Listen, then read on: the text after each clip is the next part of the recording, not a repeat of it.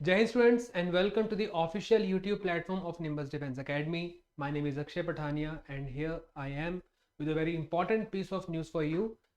UPSC यानी कि Union Public Service Commission has released the notification for the CDS 1 2025 examination आपका 13 अप्रैल को होना था। ये लास्ट ईयर के कैलेंडर में भी हमने देख लिया था और अभी आपकी नोटिफिकेशन रिलीज हो गई है एंड साथ में फॉर्म्स भी ओपन अप हो गए। ठीक है, वैसे तो ये बहुत लेंदी नोटिफिकेशन है लेकिन शॉर्ट में बिना आपका टाइम वेस्ट किए हुए हम समझते हैं कि क्या क्या ज़रूरी चीज़ें हैं जिसका हमें ध्यान देना चाहिए समय के ऊपर। ठीक है, बेसिकली जिसने तो पहले एग्जाम दे दिया है उसके लिए तो कुछ भी नहीं है इस नोटिफिकेशन में, उसको सिर्फ देखना है कि सीट्स कितनी है, पेपर कब होना है, फॉर्म कब भरना है।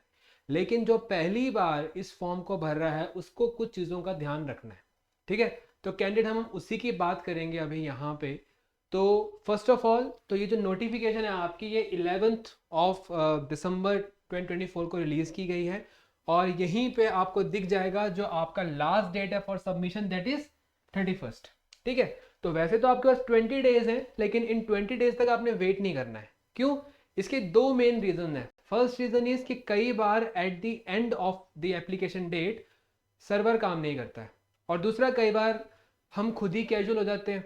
और मेरा खुद का पर्सनल एक्सपीरियंस है कि एक बार मैंने फॉर्म भरा, पार्ट 1 भरा और पार्ट 2 भरना भूल गया और जब भरने की कोशिश भी करी कभी पेमेंट अटक रही है, कभी कुछ हो रहा है and I couldn't appear in that attempt. तो मैं तो सीरियसली यही एडवाइस देता हूँ कि जब भी आपको फॉर्म फिल करना है तो आप इनिशियल डेट्स के अंदर ही फॉर्म फिल कर दो। ठीक है, बहुत इजी फॉर्म है, देखो सिंपल सी बात है। यहाँ पे एप्लीकेशन का लिंक भी दे रखा है, सॉरी वेबसाइट का लिंक भी दे रखा है upsc.gov.in। इसके ऊपर जाइए।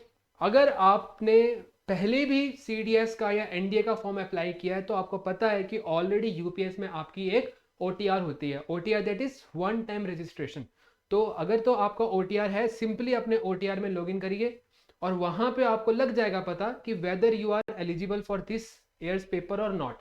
It is as simple as that. लेकिन अगर आप एक फ्रेश कैंडिडेट हो, पहली बार किसी एग्जाम में अपेयर करने जा रहे हो for UPSC, then you will have to create a one time profile.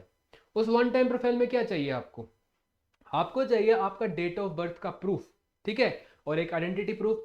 Date of birth का प्रूफ होता है आपका क्लास 10th की DMC। ठीक है, और साथ में आइडेंटिटी प्रूफ होता है आधार कार्ड। अगर आपके पास लाइसेंस है, driving licence issued by government of India, then that can also be there. तो ये बेसिक से डॉक्यूमेंट्स अगर आपके पास हैं, एक मोबाइल नंबर है, एक वर्किंग ईमेल आईडी है, then you are good to go. आप उस OTR को क्रिएट करिए और आगे आप फॉर्म के लिए अप्लाई कर सकते हैं। ठीक है, तो स्टूडेंट्स फर्स्ट ऑफ ऑल तो यही याद रखना है। हम देखते हैं यहाँ पे एक कुछ इंपॉर्टेंट डेट्स वगैरह हैं जो आपको यहाँ पे ध्यान देनी चाहिए। ठीक है, अब 31st तक जो है आप फॉर्म फिलअप कर सकते हो। ठीक है, लेकिन अगर बाय चांस, देखो पहले तो बात तो कोई गलती करनी नहीं है, अगर कोई गलती हो जाती है आपसे तो यहाँ पे ही डेट्स मेंशन की गई है करेक्शन की। ठीक है, ये देखो यहाँ पे करेक्शन विंडो की बात की गई है। अगर बाय चांस कोई गलती हो जाती है तो पैनिक नहीं करना है। फॉर्म्स बंद हो जाएंगे 31st को, लेकिन फॉर्म भर लेना। ठीक है, डेट लास्ट 31st ही है। करेक्शन विंडो खुलेगी for 1 week, that is from 1st January 2025 से लेकर 7th ऑफ जनवरी 2025। तो इस करेक्शन विंडो में थोड़ी बहुत गलतियां ठीक कर सकते हो, लेकिन भाई साहब OTR में गलती मत करना। ठीक है, OTR that is one time registration, वहां पे कोई गड़बड़ मत करना। उसके अलावा बाकी फॉर्म में कोई गड़बड़ हुई तो दैट कैन बी करेक्टेड, आपको एक करेक्शन विंडो मिलेगी। इसके अलावा जो अगली हमारे लिए इंपॉर्टेंट चीज है वो है एग्जामिनेशन की डेट। ठीक है, तो पहले हमने बात कर चुके हैं, बैसाखी के दिन 13 अप्रैल 2025 में आपका CDS as well as NDA का जो एग्जामिनेशन है वो कंडक्ट करवाया जाएगा। ठीक है, और कंडक्ट कितनी सीट्स के लिए करवाया जाएगा? See here we have the humongous number of seats, that is for 57। NDA की सीट्स को CDS क्रॉस कर रहा है आजकल, इससे अच्छी न्यूज आपको क्या मिलेगी? ठीक है, तो 457 सीट्स हैं आपकी और इसमें आपकी एडमिशन करवाई जाएगी in 4 training academies of Indian armed forces. हमारी 3 आर्म्ड फोर्सेस कौन कौन सी? Army, air force and navy. तो जितने भी आपके ग्रेजुएट लेवल की एंट्री के कैंडिडेट्स होते हैं जो परमानेंट कमीशन सीख करते हैं इन आर्मी, वो जाते हैं इंडियन मिलिट्री अकेडमी देहरादून में और इसकी हर साल 100 सीट्स ही रहती हैं। ठीक है, जो इंडियन नेवी के एस्पायरेंट्स हैं जिन जो जाते हैं ग्रेजुएशन के बाद इंडियन नेवल एकेडमी एजिमला, ठीक है, उनके लिए 32 सीट्स हर साल रहती हैं। ठीक है, एयरफोर्स के एस्पायरेंट्स कहाँ जाते हैं? इन AFA हैदराबाद, दुंडीगल। ठीक है, इनके लिए भी 32 सीट हर साल कांस्टेंट रहती हैं। हलचल कहाँ मची हुई है इस बार?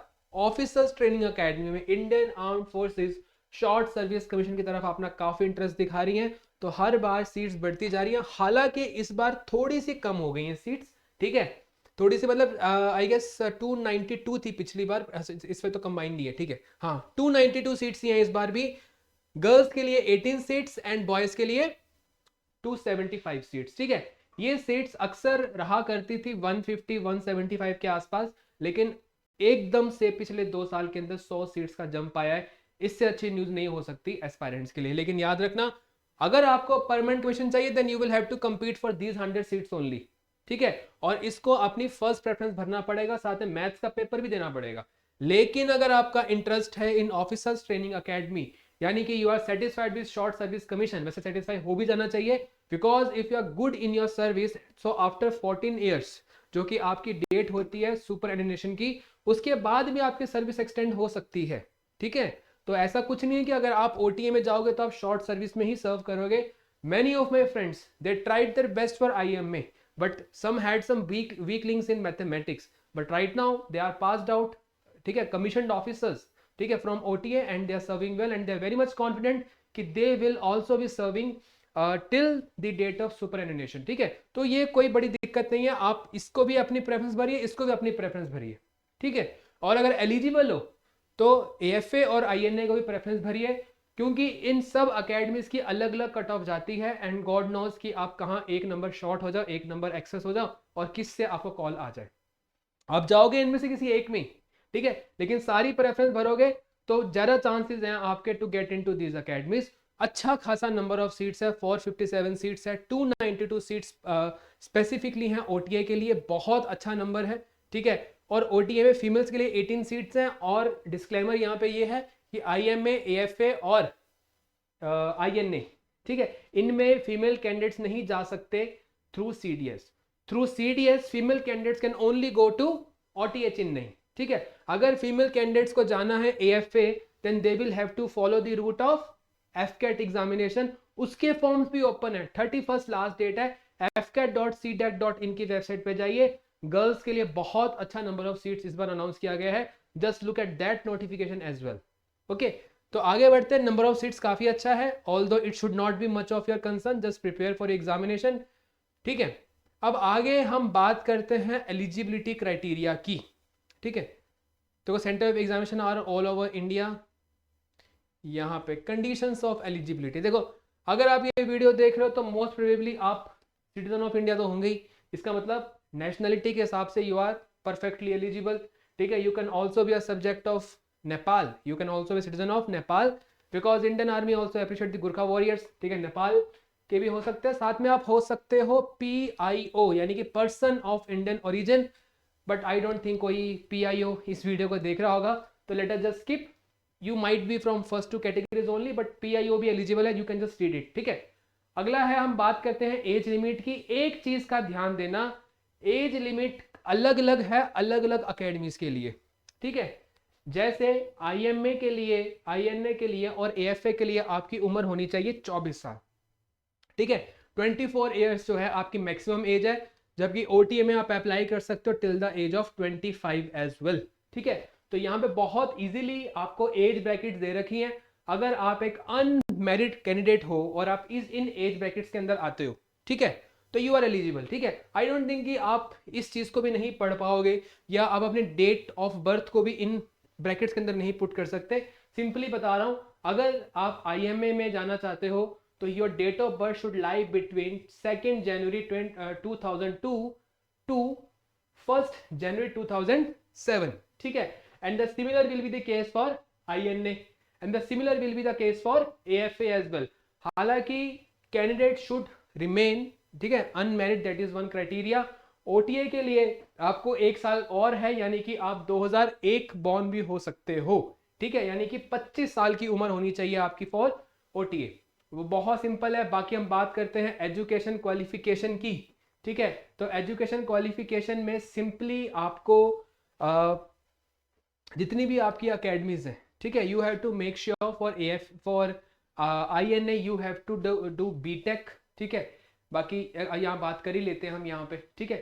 एजुकेशन क्वालिफिकेशन IMA और OTA के लिए आपको सिंपली एक डिग्री चाहिए, मिनिमम मैक्सिमम मार्क्स कुछ नहीं है, ठीक है, कोई मिनिमम मार्क्स की दिक्कत नहीं है, यू शुड बी पास्ड, ठीक है, you should be holding a degree in your hand, that is all that is needed for OTA and IMA, ठीक है। But for INA you should have a degree of engineering and that too from a recognised university, ठीक है। क्या है recognised university? जो कि usually आपकी AICTE से एफिलिएटेड होती हैं, ठीक है। और AFA के लिए क्या चाहिए आपको? कोई डिग्री ही चाहिए आपको, लेकिन degree should be with physics and mathematics, sorry, ठीक है, डिग्री शुड बी देयर, ठीक है, and you should also have physics and mathematics eight +2 level, यानी कि आर्ट्स के बच्चे अप्लाई नहीं कर सकते फॉर AFA, ठीक है। 12th में साइंस चाहिए, डिग्री कोई भी हो सकती है, हाँ, और डिग्री बीटेक भी हो सकती है, कोई भी डिग्री हो सकती है, बीटेक भी हो सकती है, लेकिन यहाँ पे एक simple criteria, physics and math should be your subjects in your +2 level, ठीक है। तो इट इज देयर, ओके। और बाकी यहाँ पे कुछ चीज़ें थोड़ी बहुत बताई गई हैं फीस के रिगार्डिंग। 200 रुपये की फीस है, ठीक है। यहाँ पे फीस की बात करते हैं, 200 rupees is the fees, but it is only payable by the EWS, ठीक है, जो कि थोड़ा सा आयरनी भी है, ठीक है, इकोनॉमिकली वीकर सेक्शन से चार्ज कर रहे हैं, बट EWS में भी आपकी फीस है, और साथ में जो मेल कैंडिडेट्स हैं जनरल कैटेगरीज से हैं उनकी भी फीस है, female candidates SC ST candidates are exempted to pay this 200 rupees as well, ठीक है। तो UPI जो सबसे कॉमन मोड ऑफ पेमेंट है, आप वहाँ से पेमेंट कर सकते हो, और फॉर्म में बहुत इजीली इट इज़ देयर, ठीक है। बाकी how to apply, I don't think कि आपको बहुत ज़्यादा हेल्प की ज़रूरत पड़ेगी इस चीज़ के अंदर, बट अगर आपको हेल्प की ज़रूरत पड़ती है तो इसी वीडियो के डिस्क्रिप्शन में आपको 2 नंबर्स मिल जाएंगे, 8558 000 333, और एक नंबर मिलेगा 8558 000 616, ठीक है। मतलब लेट नाइट कॉल मत करना, बट अगर आप कभी भी इवनिंग में, मॉर्निंग में, या कभी किसी और समय कॉल करोगे तो you will be given the exact assistance that you required, proper तरीके से आपको फॉर्म भरने के लिए गाइड कर देंगे, and we are also working on other videos जहाँ पे हम प्रॉपर तरीके से आपको बता देंगे कि फॉर्म स्टेप बाय स्टेप कैसे फिल करना है, ठीक है। And you will be getting those videos in just 1 day, okay. तो वेट कर लो, अगर डर लग रहा है फॉर्म भरते हुए तो जस्ट वेट फॉर 1 डे। इसके अलावा सिलेबस की बात यहाँ पे की गई है, ठीक है, बट सिलेबस के ऊपर डिटेल्ड वीडियो ऑलरेडी इस चैनल के ऊपर आपको मिल जाएगी, जस्ट सर्च द सिलेबस, ठीक है। तो सिलेबस के ऊपर हम बहुत ज़्यादा बात नहीं करेंगे इस वीडियो के अंदर, क्योंकि मैंने ऑलरेडी एक डिटेल्ड वीडियो और स्ट्रेटेजी की बात मैंने यहाँ पे कर रखी है। ऊपर से अगर हम बात करें तो आई don't think you need any more information from this video, ठीक है। तो कैंडिडेट्स, अगर आपने लास्ट तक वीडियो को देखा है तो आई होप कि आपके जो डाउट्स बेसिक से बेसिक होंगे वो क्लियर हो चुके होंगे। How to fill the form, इसके लिए अलग से वीडियो आ रही है, और फिर से एक नई स्ट्रेटेजी को लेकर आऊँगा मैं कि कैसे इस लिमिटेड टाइम में आप प्रिपेयर कर सकते हो फॉर योर सीडीएस एग्जामिनेशन, ठीक है।